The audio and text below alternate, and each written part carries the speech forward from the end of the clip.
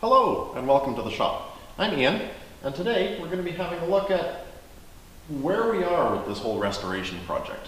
I've been working at it for a couple of years, so I should probably get you guys up to speed on everything. Let's have a look. Okay, so in my last video I was working on the boot cowls. So the co-pilots would go in this area down here, pilots on the other side. I have both the doors off. I'm going to be doing a bunch of work on those and the latch mechanism and skins. One of the first things I actually did on the project was work on the fuel tank because it was leaking all over the place. So that's been resealed. Nice shiny red fuel cap there. That's standard. Resealed the fuel valve down here because that was leaking. Made a new fuel line because that was old and tired and it's not hard to do. I'll be redoing the brakes and hydraulics. Again, it was 70-year-old technology and we can do better now. So you kind of need brakes in a tail dragger. You kind of need brakes in an airplane, period. The controls have all been gone through to a good extent, so I'm not too concerned about them. I actually acquired this project from a gentleman who started the restoration, ran out of time, money, patience. I'm not entirely sure. So what he has done is done quite well, but there's still a long way to go. So up front here, there's a lot more going on than it appears. The engine mount, here we go, was sent off to a welding shop to get inspected, NDT'd, non-destructive testing. It's called MagnaFlux. Finds any subsurface cracks that is not visible to the naked eye. Repaired it as necessary, jig fitted it so it fits perfectly, and then painted it this nice cream color. Ain't that nice? Cleaned up the firewall, resealed the gascolator. That's just a fuel strainer and a low point to catch water and sediment. Battery box is going to be going here. There's your cabin heat valve. Wires and fluid lines come through here. Thankfully, this skin up here didn't need much work. Yes, it's old and tired, but it hasn't seen that much abuse, all things considered, which is a good thing because this curved fold here takes a lot more work than it looks to get done right. So I'm really happy that didn't need any work.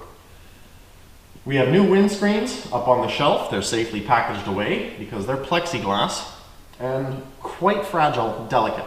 So you want to keep them away from any heavy work like this until you're ready to throw them in and go flying just about. Let's come around and have a look at the landing gear next. Okay, something that I find is often neglected on any aircraft is the landing gear. Hey, it's just a couple of wheels. How hard can they be? Well, these guys see a lot of abuse, especially with student pilots, which is unfortunately my level of talent.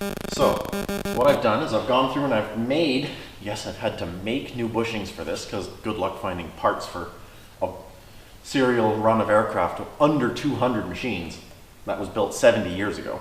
So I had to make new bushings for the gear. They're in and they are tight, they are beautiful.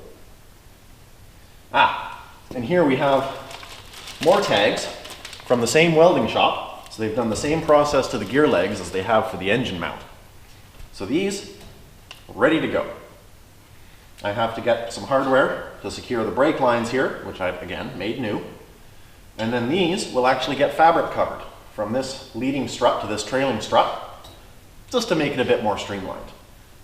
I've got new wheels, new brakes, the originals, said it before, 70-year-old technology, needed to go.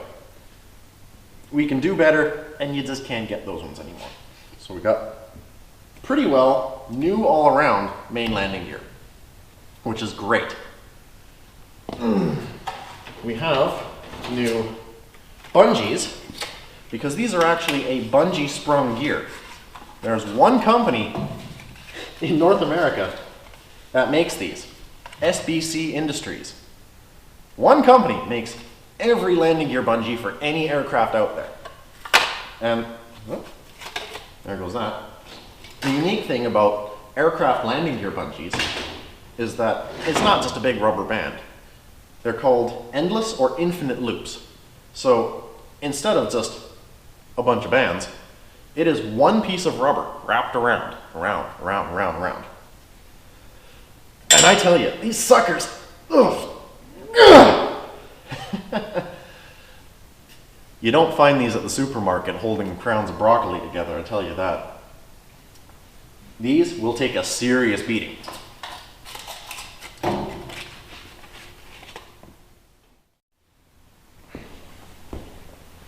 Which brings us to the third wheel, pun intended. So, thing about tail draggers, it drags its tail. So here is our third wheel. I've gone through this, have a new tire. I've gone through this, I've shimmed it up, tightened it up. This is all nice and good. The spring I've gone through, there's not a whole lot there, but new hardware attaching all that. New chains and springs to keep that all together. Once the rudder's all connected, this will all get interconnected. If you didn't know, actually, here's a good point. You steer an aircraft on the ground with your feet. It takes a bit of getting used to, but it's actually quite natural once you do get the hang of it. Frees up your hands to manage the engine or make radio calls, adjust your instruments. It really does work quite well. Oh, you noticed that. So this is the product of my last winter's labor. I spent more time than I could count going through this guy. And if I were to sit here and tell you everything that I did to this engine, we'd be here for a while. It was torn down just with bare components. The thing had sat for probably more than a dozen years. So I wasn't really wanting to take any chances. The crank, I dial checked the flange, I had it sent out, did more NDT on it, it passed with flying colors. The cylinders, I again went and sent them out for NDT, they passed with flying colors. New bearings, I did not overhaul it. Now overhauling in the aviation world is a very big word, like big money word, because you do a lot of work. You replace a lot of parts, you measure a lot of components, but it brings it back to factory spec and you get everything back out of it. This engine didn't need that. It's old, but it's only got half of its time used out of it. So this is 1800 hour TBO engine, that's time between overhauls. This has just about 1200 hours on it. So for me to put 600 hours onto this engine as a private pilot, it's a good thought. It's a good thought. So on this guy, we have magnetos that have had fresh 500 hour and overhaul parts put into them. Overhaul parts, not overhauled. We have a new starter because the original one weighed a ton. We have a new alternator because the original generator weighed a ton. We have an oil filter adapter because these originally didn't even have a filter. They only had a fine screen.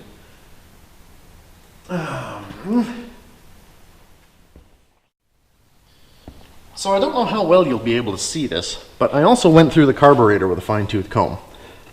I put on a modern air filter because originally these just had a paper pleated element. And these carburetors are what's called an updraft design. So the air actually comes up the carburetor as opposed to your typical Chevy or Ford that has a downdraft carburetor. So these work backwards to what you know if you're into carburetors. Tore it apart, went through it, put in a bunch of new bits. So that's ready to go as well. So this has really no bearing on the mechanics of the aircraft, but I took a good amount of pride in making this data plate cover for the engine data plate.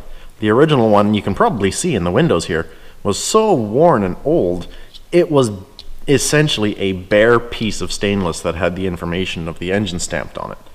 So I went and I found what the original data plates looked like, and I made this little vinyl overlay.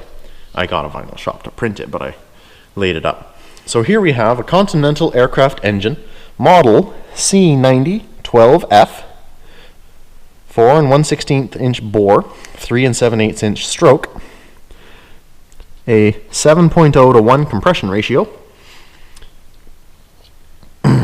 rated at 90 horsepower, 95 horsepower for takeoff, which is a 5-minute rating, at 2,475 RPM. And then it goes on to tell you the fuel octane rating, magneto timing. Yes, they are magnetos, if you didn't pick that up before. And the engine serial number. So, just a little piece of pride for me there. Which brings us to the flying surfaces. So aircraft of this vintage, small aircraft at least, were typically covered in fabric. Traditionally it was a cotton fabric with dope, what's called, a sealant applied over top to protect it. That only really lasted about 5 years if you were really good to it. So what they do now is a process called polyfiber. And it lasts, if you're good to it, 25 years. So big improvement. Saves a lot of labor. The wings, I have a little bit more work to do, a little bit more patching. Otherwise, they are just about ready to prime and then wire, run controls, and then cover. Just like these guys. Now, if you'll notice, the Fleet Canuck has no flaps. There's a big gap there for an aileron, but you don't have anything to assist you with generating increased lift and drag for takeoff and landing.